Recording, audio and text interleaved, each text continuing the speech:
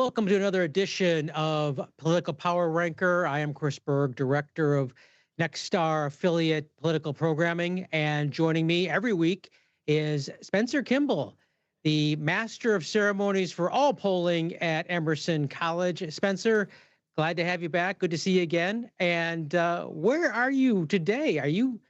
Have you headed west? Well, Chris, everybody thinks of Emerson College here in Boston, but we actually have a campus in Los Angeles as well on Sunset Boulevard. So here we are, high above Sunset Boulevard. Well, I'm going to wave to you because I'm sitting here in our studios at KLAS in Las Vegas. So at least your mind is closer to me than your actual body today. So we've got some brand new polling, Spencer. This one comes from the great state of California out west, where your backdrop is from. And we're going to do a little bit something different. We're going to tell you exactly how we did this poll starting today and doing this every week now. But Spencer, tell us a little bit more about the poll and how it was managed this week. Well, this California poll is a little bit different than the previous California polls that you have seen, because this one included likely voters, while the previous polls were registered voters. And what really differentiates this is that we have an election now in a couple of weeks for Prop 50. So we wanted to make sure that the people that we were asking these questions were actually going to vote in this election. So when we look at the questions in other questions like the gubernatorial ballot test, we're now looking at likely voters. So on that gubernatorial ballot test, only announced candidates are included. We also limited it to only candidates that received at least 1% of the vote in our previous poll, so we could get a better snapshot of where public opinion is. But remember, this 900 people is basically a miniature version of California. And we use text messages in online panels to collect this information from the 900 people, and then we'll present it to you. And always remember, it carries a margin of error, which is that range of scores that we like to talk about. Here, the margin of error is 3.2, so that range of scores is between 6 and 7.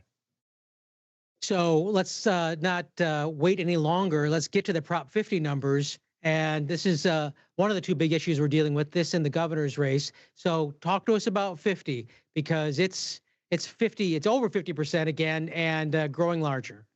Yeah, so Chris, we've had a chance now. This is the third time we've had a chance to put a finger on the pulse of this question. And it started off when it was a hypothetical question back in August, and it was breaking in favor of Prop 50, 32 to 25.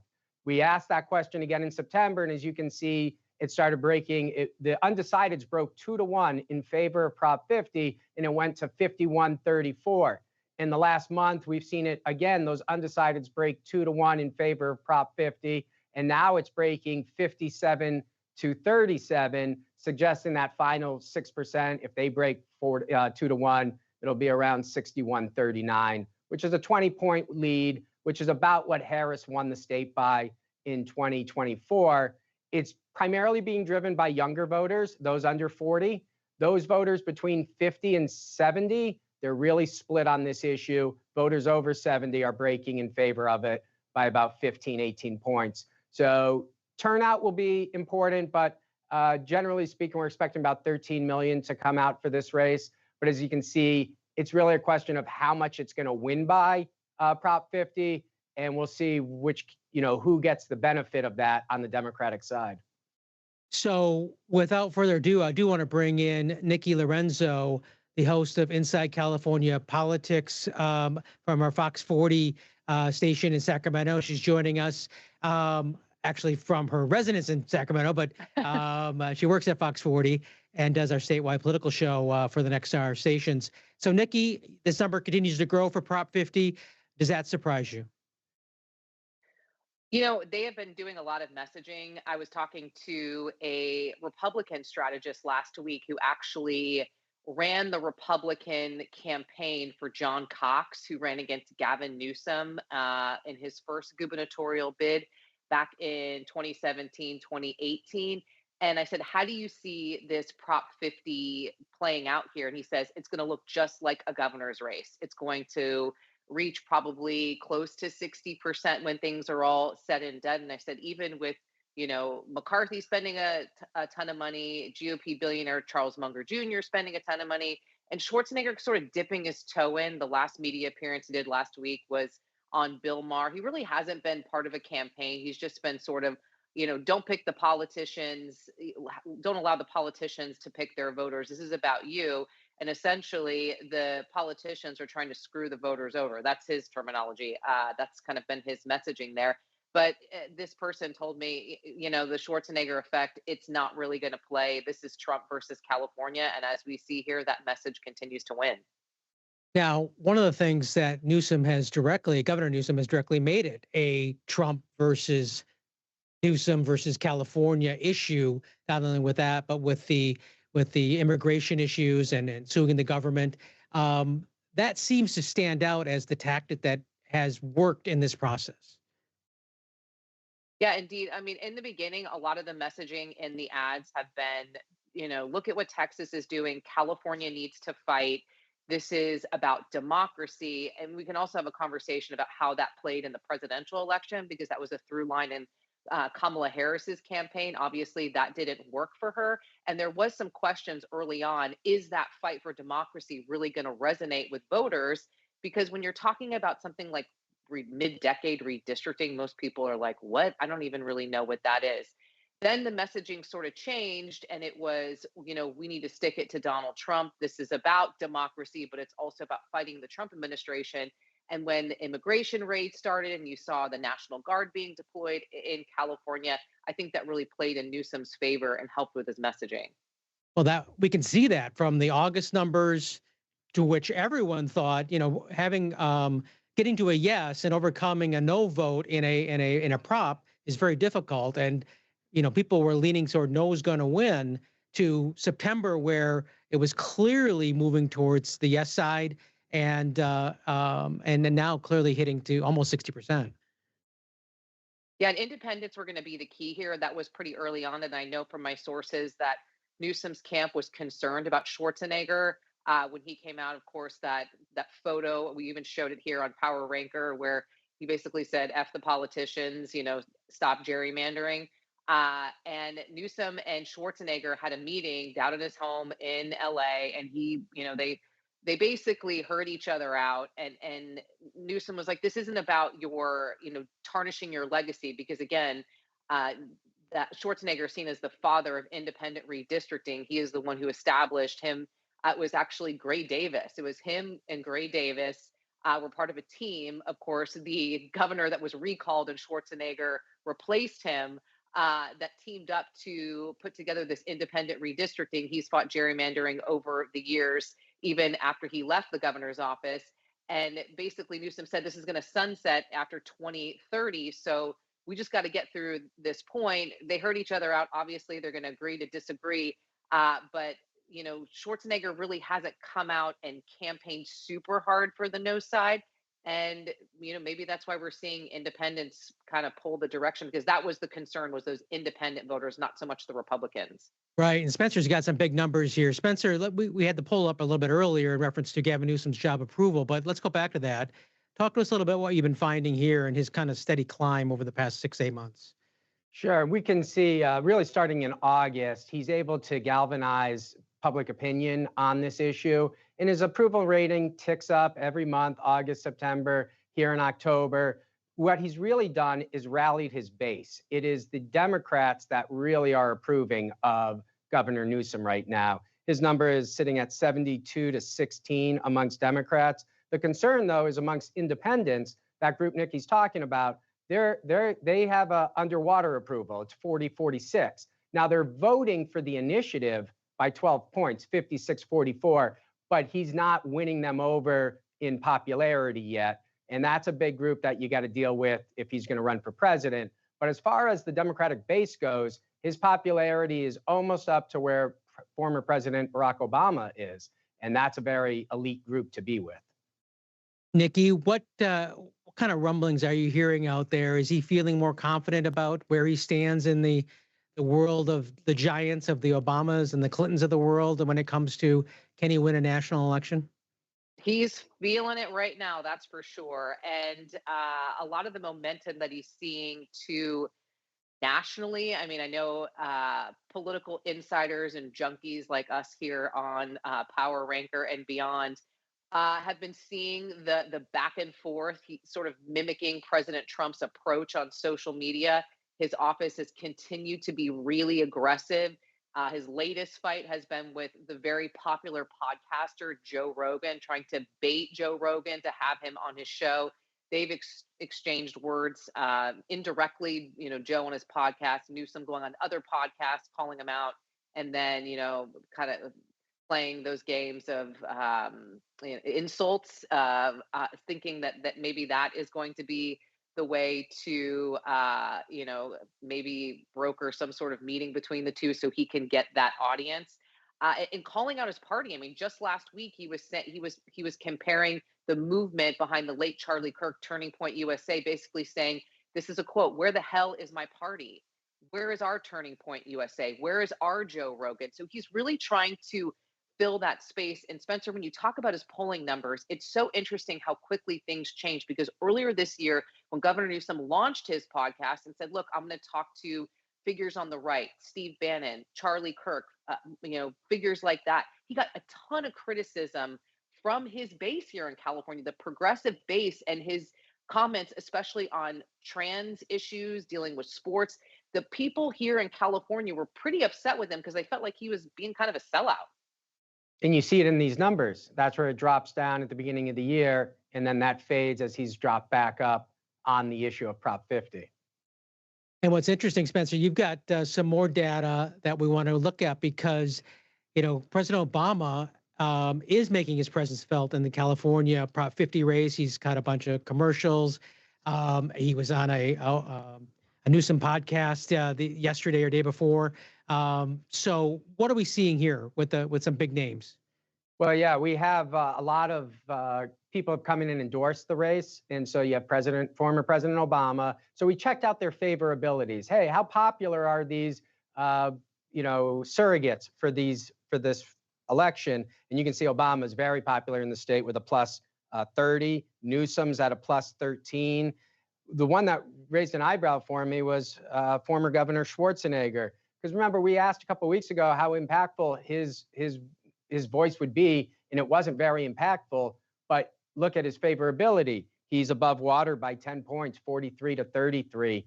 And his favorability is driven by Republicans, but it's also high with independents. So as Nikki was saying, the consultants, they're concerned about these independents because they see these numbers and they say, Schwarzenegger, he could play well with that group, but it doesn't sound like he's gone all in on the issue. And because of that, they really haven't had a key spokesperson there.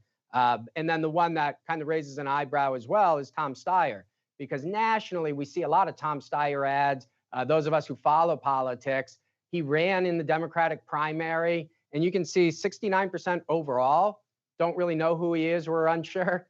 Amongst Democrats who voted for Harris, his number was still at 70%. So he's really inside baseball of those of us who follow the political games out there. And that may have been one of the tactical errors on the no side, is not having a much more visible Arnold Schwarzenegger in this process, whether he didn't want to be or they didn't think it was necessary. Who knows from our perspective, but it looks like they could have taken advantage of that. The one number I do want to just ask Nikki about before we go to break is the Tom Steyer number, because he's kicking the tires about potentially being part of the governor's race. A lot of people have no idea who this guy is, even though he's a billionaire and ran for president. They just don't know him. Yeah, and he's not making a lot of friends within the Democratic establishment here in the state of California. He had those ads go up. The first one, you might have seen it nationally, but I'll paraphrase it here and just kind of give it. It was solely attacking Donald Trump, and it appears to show, a figure that looks like Donald Trump in the White House watching the returns come in on election night. And he's throwing French fries and McDonald's bags at the wall and saying, "I hate California because Prop 50 passes." So that was the message there. Nobody really knew he was going to do this. And Team Newsom kind of felt like he was stepping on their toes and just kind of trying to fly in and garner some attention. Then he goes up with another ad the same time Barack Obama does, on the Yes on 50 side. And Politico had some reporting, all unnamed sources, but basically saying, what kind of ego do you have to release an ad when one of the most popular figures in the Democratic Party decides to come out in favor of Prop 50, and then you release an ad talking directly into the camera saying, look, I'm right about Donald Trump. I was the one to call for impeachment before anybody did, so you should listen to me. So he's ruffling some feathers for sure out here in California. And we have so much more on the governor's race because Spencer's got more numbers, and you're going to find them very interesting. So stick around. We'll be right back with more Political Power Ranker.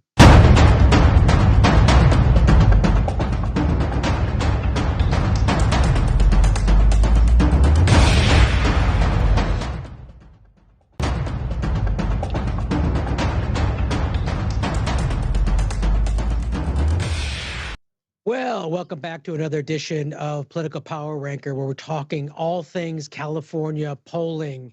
And Spencer Kimball, Emerson College polling director, is here with us again to talk about that, as well as Nikki Lorenzo, Fox 40's political anchor, host of Inside California Politics, and all things politics for Next Star California stations.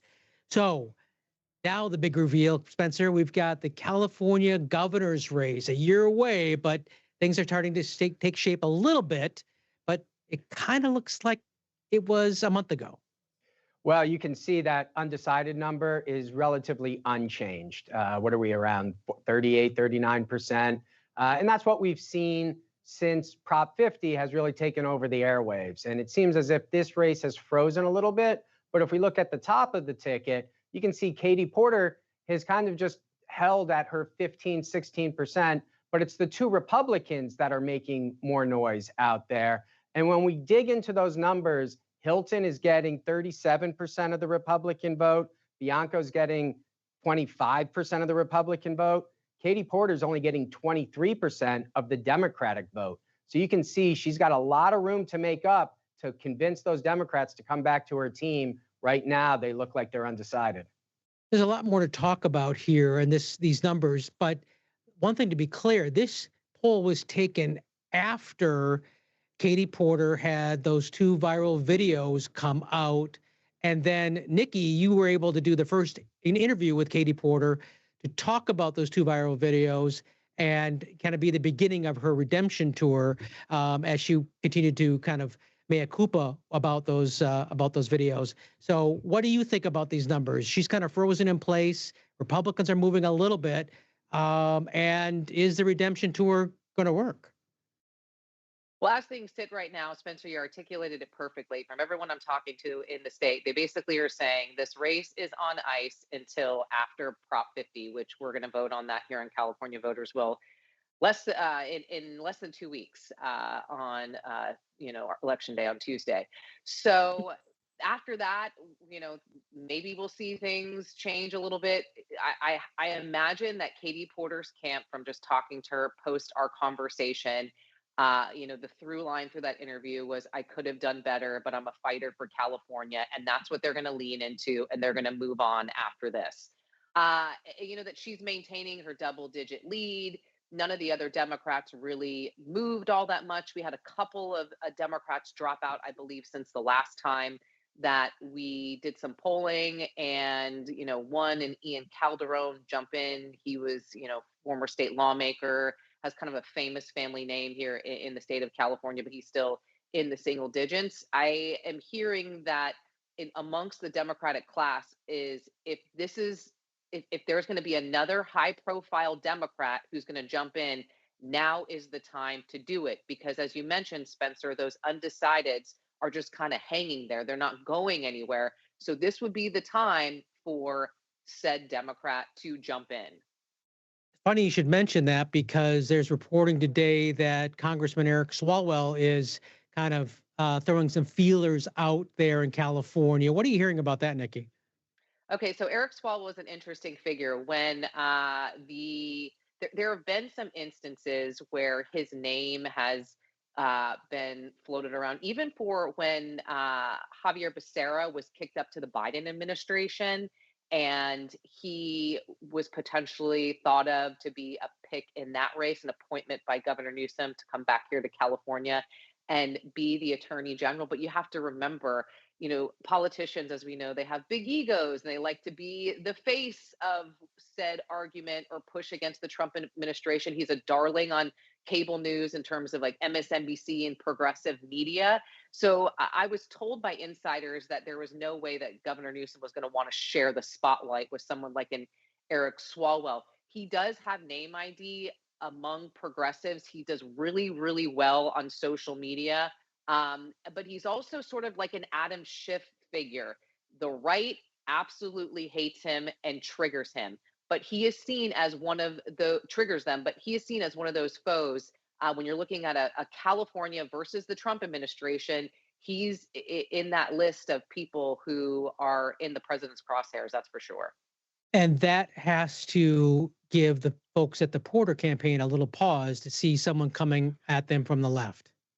Their left. Exactly, especially in that sort of progressive lane. And I know that we're going to talk about Alex Padilla.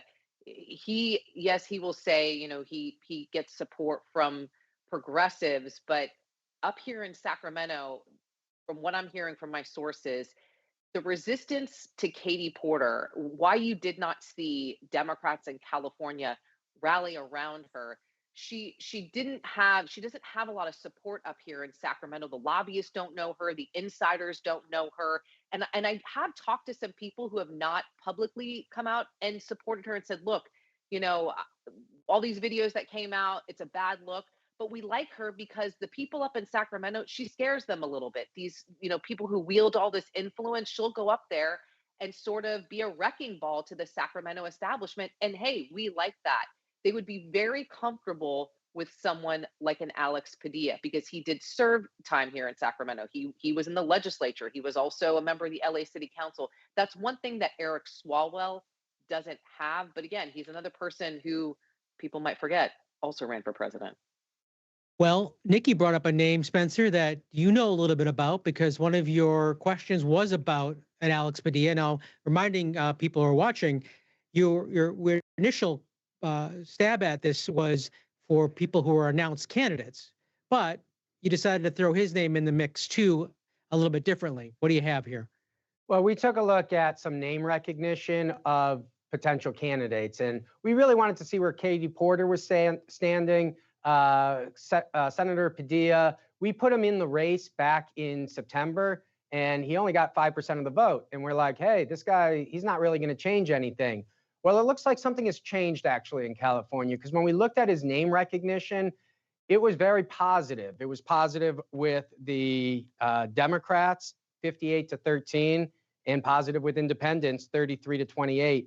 Porter is underwater with independents, 35-20. And with Democrats, she only has an 18-point spread, 39-21. Put it in perspective, Newsom's got a 77-16-point spread amongst Democrats. So Katie Porter's got a problem within the Democratic base to win over that vote. And that's what we saw in these poll numbers here. The Republicans, they're polling well within the Republican Party. It'll be interesting to see which one gets on top of the other one as this election comes to a boil. Hilton right now has a slight advantage in our numbers, but in the Democratic side, remember, it's a jungle primaries. They're all going to run at the same time, and the top two are going to go out. So potentially you could have two Democrats and I guess potentially two Republicans, but not likely.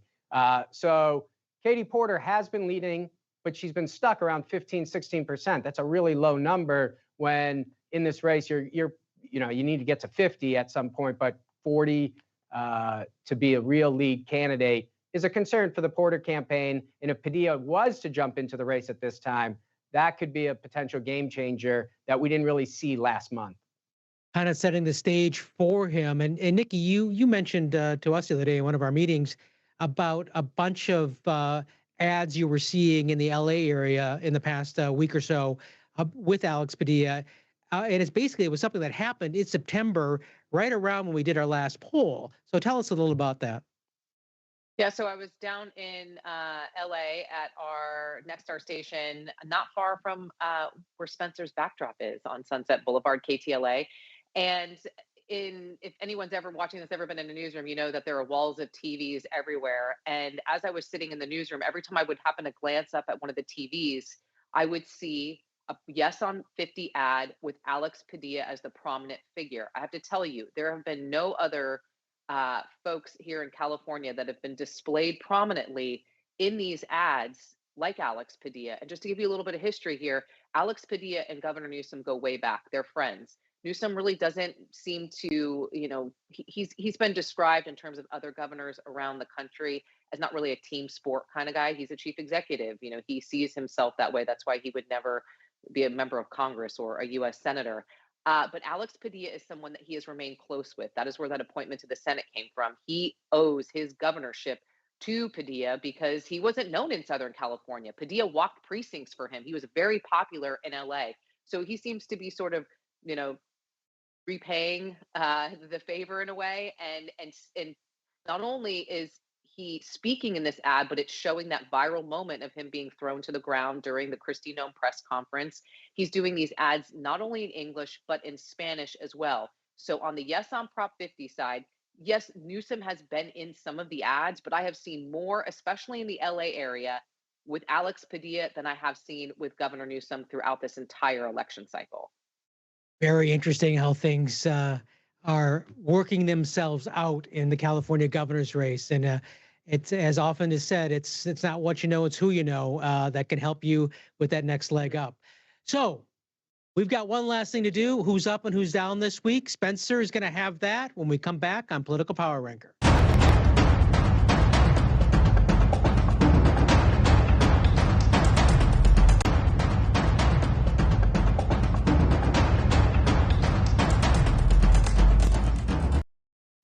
Well, it's that time. It's time for who's up and who's down. But first, we want to look back about a month or so ago because you had Senator Alex Padilla heading in one direction back in September. Roll that tape. We expected him to be a game changer in this gubernatorial race. He'd jump in there and get double digits. He's not there right now. So right now we have him down, but we'll see if he's able to pull himself up. Well, like a whirlwind with the winds blowing in a different direction, Spencer, you say today? Senator Padilla is up because communication is like the weather. It's always happening, and we have to try to convince other people of where they're at. And Padilla has done a very good job over these 5 weeks. I think Nikki's given us some interesting insight into how the Prop 50 ads have maybe bolstered him throughout the state. And who's down this week, Spencer? Well, it's just the opposite of what we had last month. Katie Porter is down now. She was up. It looked like she was gaining some momentum. She had those tapes come out, and now we see she's really flatlined, and she's lost that base within the Democratic Party. If Padilla was to jump in this race, we could see a change of the lead Democratic candidate. Nikki, final thoughts, but quickly. Yeah, Alex Padilla, definitely the winner here. We're all waiting with bated breath to see if he decides to jump in the race. A couple other Democrats still on the sideline here. But again, we got to get through Prop 50 first. So a couple weeks to go, guys. There you go. And watch Nikki Lorenzo every week on Inside California Politics. This week, the former mayor, Antonio Villaraigosa, who will be on her show. So thank you very much, everyone, for watching. Tune in next week to see where the winds will take us then.